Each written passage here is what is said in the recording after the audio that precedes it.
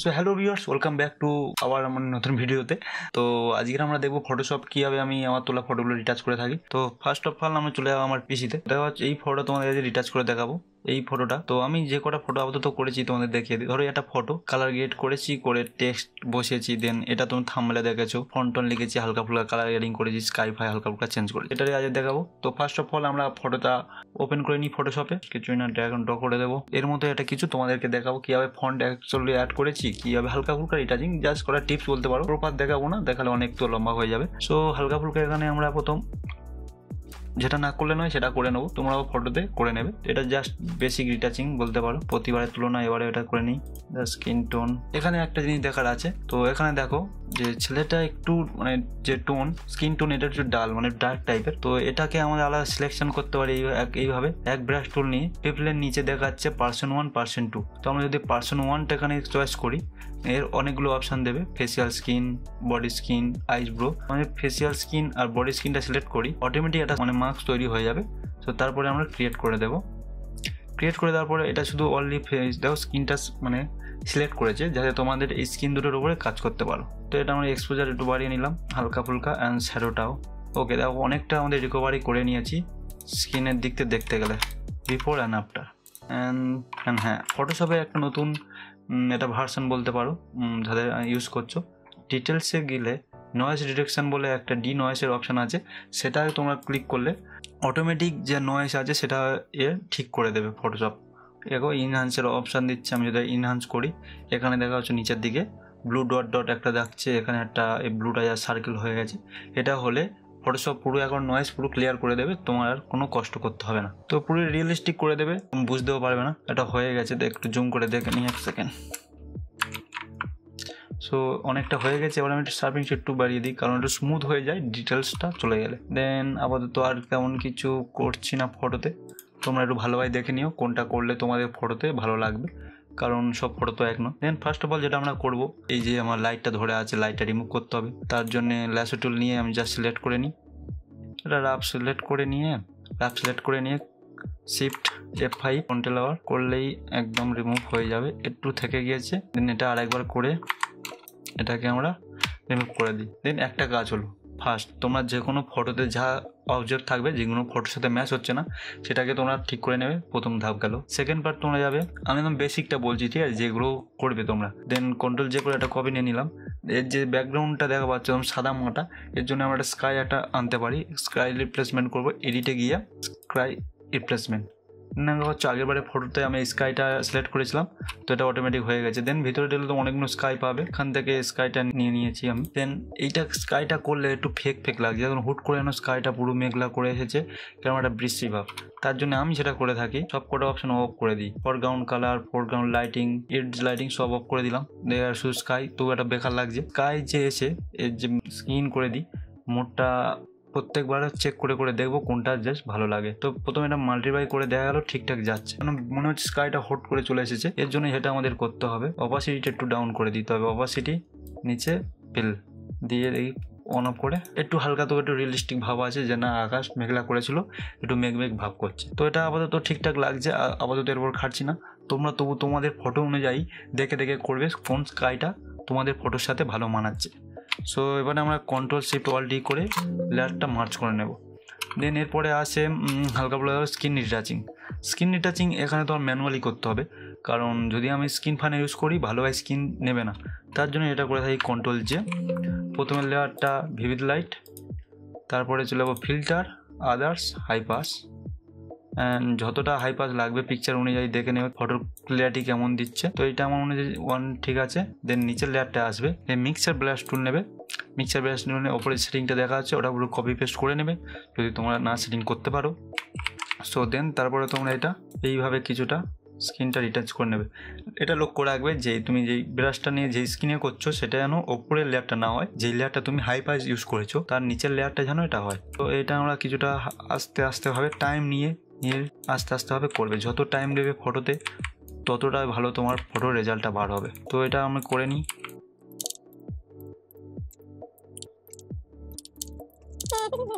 হ্যাঁ, তো ওখানে হালকা ফুলকা করে নিয়েছি তোমাদের দেখানোর জন্য, জাস্ট দেখো before and after. Before and হালকা ফুলকা করেছি, বেশি করিনি। ধরো এই দুটোকে আমরা আপাতত কন্ট্রোল জি করে রাখলাম। ফটোটা হয়ে গেছে। তো এবারে যেটা আমি করব তোমাদের করলো টেক্সট। এখানে তোমার ভাবতে হবে কোন টেক্সট দেবে, কোথা থেকে পাবে, কেমন ডিজাইন হবে, অনেকগুলো কোশ্চেন আসবে, মাথা ভোঁ করে যাবে। তার জন্য ফার্স্ট আমি চলে যাব গুগলে। তোমাদের গিয়ে গুগলে করতে হবে বেঙ্গলি ক্যাপশন, BENGALICAPTION। ওকে, বেঙ্গলি ক্যাপশন বলে সার্চ করলে অলরেডি তো চলে আসবে তো অনেকগুলো ওয়েবসাইট আছে। আমি যেটা ইউজ করি প্রিন্সেট, এখানে ঢুকে যাবে। হ্যাঁ, তো ওয়েবসাইটে ঢুকে গেলাম। এই প্রিন্সেট ওয়েবসাইটে ঢুকলে অনেকগুলো তোমার নিজের মতো কাস্টমাইজ পেয়ে থাকবে, অনেক রকম ডিজাইন, অনেক রকম লেখা, অনেক রকম ফন্ট। তো ধরো আমি এটা দেখছি, আপনি দূরত্ব চাইলেন, আমি দূর হতে চাইলাম, মানে অনেক রকম আছে। স্যাড, রোমান্টিক, মানে যেই ফটোটা তোমার আগে ভাবতে হবে তোমার ফটোতে কোনটা যায়। হুটহাট করে একটা নিয়ে বসে দেবে, এটা কিন্তু হবে না। ফিল আনা চাই, একটা ব্যাপার থাকা চাই একটা ফটোর ওপরে। এই একটা এমন আছে, জানি তুই তো চাঁদ তবুও ধরতে ইচ্ছা করে। এটা ফটোটার সাথে কিন্তু লেখাটা ম্যাচ যাচ্ছে, এটা উল্টো পাল্টা লেখা দেয়নি। তো তেমন তোমার ফটোটাকে আগে ভালোভাবে দেখবে, আগে অবজার্ভ করবে যে তোমার ফটোটাতে কোন টেক্সটটা দিলে ভালো লাগবে। তো এত ডিটেলস তো আমি যাচ্ছি না, জাস্ট ধরে নিয়ে একটা অনেক রকম আছে। তো আমি কয়েকটা ডাউনলোড করেছি, সেটা আগে তোমাদেরকে দেখিয়ে দিই, কারণ অতটা টাইম নেই ভালো বেঁচে থাকা। আমি কটা ডাউনলোড করেছি দেখো। আমি তোমার সঙ্গে বেঁধেছি আমার প্রাণ, এটা বেশ ভালো প্রেমিকার একটা ইয়ে আছে। তো দেন আর একটা লিখেছি তোমার হিত মাঝারে রাখবো। এগুলো বেসিক্যালি পেয়ে যাবে। অনেক ওটা তোমার সাথে হাজার বসন্ত বেঁচে থাকা ইচ্ছা, মানে অনেক রকম আছে। সো এবার আমার বুঝতে হবে আমার ফটোর সাথে কোনটা যায়। তুমি যদি এটা বুঝে উঠেছো 1 নম্বর, এবার তোমার কাছে আসবে যে এইভাবে এরা লিখেছে, ফন্ট স্টাইলটা পাবো কোথায়। তো চিন্তা করো না, আমি 10টা ফন্টের স্টাইল, মানে 10 থেকে 12টা ডিসক্রিপশনে দিয়ে দেবো, অনেকগুলো সেখান থেকে নিতে পারো। দ্বিতীয়ত আমি যেটা করে থাকি, অনেকগুলো ফটো থাকে, অনেকগুলো ফন্ট সাজাবার সময়ও হয় না, তো তারও একটা শর্টকাট লাস্টে বলে দিই। তো প্রথমে বলে দিই তোমার সাথে হাজার বসন্ত বেঁচে থাকে। ধরুন এই ফন্টটা আমরা লিখবো, তো তার জন্যে এটা তো ফন্টটা আগে বাংলায় লিখতে গেলে কিবোর্ড বাংলায় নেয় না, অনেক সমস্যা হয়। তার জন্য যেটা আমি করে থাকি, ক্রমে গিয়ে এখানে সার্চ করে লিখবো বেঙ্গলি ইন্ডিয়া টাইপিং, এই যে ওয়েবসাইটটা আছে এখানে চলে যাবো। গিয়ে এখানে যে লেখাটা লিখবো, ধরুন আমি এটা দেখে নিই, তোমার সাথে হাজার বসন্ত বেঁচে থাকা বাকি। তোমরা যদি ছোট মানে কম্পিউটার প্র্যাকটিস করো, বাংলা টাইপিং করো বা মোবাইলে যেমন, এমনটা এই ওয়েবসাইটে লিখলে হয়ে যাবে। এটা মিনিমাইজ করে নিই, দেখে লিখতে হবে তোমার সাথে। আমি দেখো লিখছি তোকার আমার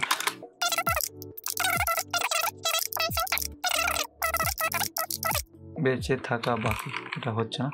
তো যাই হোক, কিছুটা এইভাবে লিখে নিলে নিয়ে সাপোজ আমি তোমাকে দেখিয়ে দিচ্ছি, ধরো এটা বেঁচে, আমি আপাতত তোমাদের দেখানোর জন্য এটা নিলাম। জাস্ট কপি করে নেবো, ইমেজ করে নিই, ফটোশপে যাই, দেন এসে টেক্সট টুল নেবো, নিয়ে জাস্ট এখানে সামথিং লিখে দেবো। ধরো সাপোজ এইভাবে এসেছে, ডিটেলসে যাচ্ছি না, ওপরে তোমাদের বুঝিয়ে দিচ্ছি। ধরো এইভাবে এসেছে। আর ফন্ট যেগুলো আমি তোমাদেরকে দেবো সেগুলো তোমরা ডাউনলোড করে নিবে। অনেকগুলো ফন্ট এইভাবে আসছে। ফন্টটাও কিন্তু অনেকটা জরুরি হয়ে যায় তোমার ফটোর সাথে, কোনটা কি যাচ্ছে সেটা একটু ডিটেলসে দেখে নিও। বা ডা ফন্ট, অনেকগুলো ওয়েবসাইট আছে, আমি নিচে মেনশন করে দেবো। ডা ফন্ট আর একটা কি একটা আছে, বেশ আমার মাথায় বাজুর আছে না, সেটা ওই সব থেকে কিছু ফন্ট তোমরা ডাউনলোড করে নেবে। নিয়ে সাপোজ ধরো এবার কালার একটা চয়েস করে দেখি, স্কিন কালারটা দিয়ে দিই। সাপোজ ধরো এটা দিয়ে দিচ্ছি, তোমার সাথে হাজার পর্যন্ত বেঁচে থাকবো। জাস্ট পুরোপুরি ওয়ার্ডটা লেখেনি। এটা তো হয়ে গেল ম্যানুয়াল, যে একটা ফটো তুমি দেখলে সেখান থেকে লিখে এসে টাইপিং করছো। এবার তোমার ধরো অনেক ফটো আছে, অনেক ফটোতে এরকম টাইপোগ্রাফি করে লিখতে হবে যে কেমন কোনটা ভালো লাগছে। সো সেটার জন্য আমি করেছি একটা কি বলতে পারো, কপি বলতে পারো, সময় বাঁচানোর তাগিদে। তো ধরো আমি তোমাদের এই লেখাটাই, সরি আর একটা খুলে গেছে, এই লেখাটাই আমি এই স্টাইলে চাই, এইভাবেই চাই। আমি অন্য জায়গাতে কিছু তো কপি করে উঠতে পারছি না, বা ফন্ট সিলেকশন করে উঠতে পারছি না, তখন কি করব? সো এই লেখাটাকে ধরো আমি কপি করে জাস্ট ফটোশপে ফেললাম। ওকে, ফটোশপে খোলার পর টিপিক্যাল টুলটা নেবো, নিয়ে এই যে ফন্টটা আছে এটা আমি কেটে নেবো এরকম, সিলেক্ট করে কন্ট্রোল জে দিয়ে এই যে লেয়ারটা আছে অফ করে দিলাম। এই লেয়ারটা ভালোভাবে তোমরা দেখো, এটা লক্ষ্য করো কি করবো, ম্যাজিক রেজার টেল সেটা দিয়ে ব্যাকগ্রাউন্ডটা রিমুভ করে দেবো। দিয়ে হালকা ফুলকা যেগুলো আছে এগুলো হালকা করে রিমুভ করে দেবো, যেটা আমি ওই করেছি 2-1টা ফটোর ক্ষেত্রে, কারণ ফন্ট স্টাইল আমি ম্যাচ হচ্ছিল না, আর ওই রকম ভাবে লিখতেও পারছিলাম না, অনেকটা সময় যাচ্ছিল। তো কিছুটা এইভাবে রিমুভ করে দিই। তোমরা এটা ভালোভাবে ধরে করবে যাতে কোনো কিছু বাদ না যায়। দেখো বাদ থেকে যাচ্ছে এমন এইগুলো একটু দেখে ভালোভাবে করবে। এটা শর্টকাট টাইপের। যদি তোমার একান্ত খুব ইমার্জেন্সি কাজ থেকে থাকে, তো একদম ম্যাচ হচ্ছে না, অনেকক্ষণ ধরে ট্রাই করছো, পেরে উঠছো না, এটা তখনই অ্যাপ্লাই করবে। তবে সবসময় অ্যাপ্লাই করো না, কারণ ফন্টের এর কোয়ালিটি খুব একটা ভালো থাকে না। এটা জাস্ট একটা উপায় বলে দিচ্ছি, যদি তোমাদের খুব ইমার্জেন্সি থাকে, টেক্সটটা না পেয়ে থাকো। তো এটা কিছুটা আমি এটা ঠিক করে নিই, কিছুটা এইভাবে হয়েছে। হওয়ার পরে হচ্ছে কালারটা অন্যরকম, আর এগুলো কাটাটা ঠিকঠাক হয়নি। এর জন্য আমি কি করবো, কন্ট্রোল প্রেস করে এখানে থাম্বনেলের উপর সিলেক্ট করলে এগুলো সবকিছু সিলেক্ট হয়ে যাচ্ছে। যে কালারটা আমি দিতে চাই সেই কালারটা সিলেক্ট করে নেবো। হোয়াইটটা যেন নিচে থাকে, টেক্সট টিপে নিচে চলে গেল। দেন কন্ট্রোল আর ব্যাক প্রেস করলে এটা হোয়াইট হয়ে যাবে পুরোটা। হোয়াইট হয়ে গেলেও সমস্যা কিন্তু একটা, এর এজগুলো ঠিক ঠিকঠাক যাচ্ছে না, যার জন্য তোমাদেরকে বলছিলাম হাতে টাইম নিয়ে আমরা ম্যানুয়াল ভাবে লিখবে। যেমন এই সব লিখছিলাম, এটা দেখো এটা ফাটছে না, এটা কত সুন্দর আছে এসটা, আর এর এসটা কিন্তু ফেটে যাচ্ছে, দেখা পাচ্ছ। সো তবুও একটু টাইম বাঁচানোর জন্য করেছি, কিছু করার নেই। তো যেটার জন্য করবো, ফিরে আমরা এটা কন্ট্রোল প্রেস করে এটা সিলেক্ট করে নেবো সবকিছুটা নিয়ে, এখান থেকে চলে যাবো সিলেক্টে গিয়ে মডিফাই গিয়ে এক্সপ্যান্ডে গিয়ে 1 দেবো, দেন 1 সিলেক্ট হয়ে গেল। 1 এর সাথে ফিরে কন্ট্রোল ব্যাক করে কন্ট্রোল ব্যাক হয়েছে। এইটা অনেকটা তোমার রিকভারি হয়ে যাবে, যে এজটা আছে মানে 50% রিকভারি হবে, 50% নেই। তো হয়ে গেলে কিছুটা এইভাবে দেখাবে, অনেকটা একটু টাইম লাগে, অনেকটা ধরে ধরে করতে হবে। তো তোমরা এটা কিছুটা আমার ইউজ করতে পারো যদি তোমরা দায়ে পড়ে থাকো, যে খুনে আমার করে দে চটজলদিতে। আর যদি তোমরা ভালো রেজাল্ট চাও, তাহলে আমি যেমনটা প্রথম বলেছি যে ম্যানুয়ালি লিখে ওয়েবসাইটে যাবে, লিখবে, লেখাটা কপি পেস্ট করে এখান থেকে ভালোভাবে সাজাবে। ধরো এই লেখাটা আমি এইভাবে একটা গেল যেটা তোমরা দেখলে, এটাও এবার আমি কালার গ্রেডিং ঠিক করে ঠিকঠাক করে আনতে পারি। বাট যে এমনটা বলছি এর এজটা বাড়বে থাকবে, যেটা দেখলে খুব একটা ভালো না। দেন এটাকে আমরা সাইডে রাখলাম, এটা তোমাদের একটা পাস থেকে করবে যদি তোমাদের টাইম থাকে। দেন ধরো এইটা আমি করবো তোমার সাথে হাজার বসন্ত বেঁচে, ধরো এই পর্যন্ত দেখছি। দেন আমি কি করবো, একটু সাজিয়ে নেবো, টেক্সট টুলটা নেবো, তোমার সাথে এরকম ইন্টার বসন্ত বেঁচে থাকে এই হয়তো একটা লিখবো, এটাকে একটু সিলেক্ট করে নিই। প্রত্যেকবার ফন্ট চেঞ্জ করে করে দেখতে হবে, কারণ একটা ফন্টে তো মন ভালো আসবে না, যেটা কি করে হয়ে যাবে। বা সাপোজ ধরো আমি এই ফন্টটার উপরে দেখাচ্ছি, এই ফন্টটার উপর তোমরা এবার কি করতে পারো, ড্রপ শ্যাডো একটা ইউজ করতে পারো, এর ক্যাপাসিটি কমিয়ে এটা বেশ ভাব থাকবে, 3D লুক টুক এই টাইপের শ্যাডো ভাব থাকবে। এর পাশে বসন্ত মানে একটু লাভ, একটু ভালোবাসা, একটু চিটি যে ইমোজি, তারপর যে লাভের ইমোজি হয় ওইগুলো এনে এর আশপাশে বোঝাতে পারো, লাভের ইমোজি টিমোজি ওইগুলো।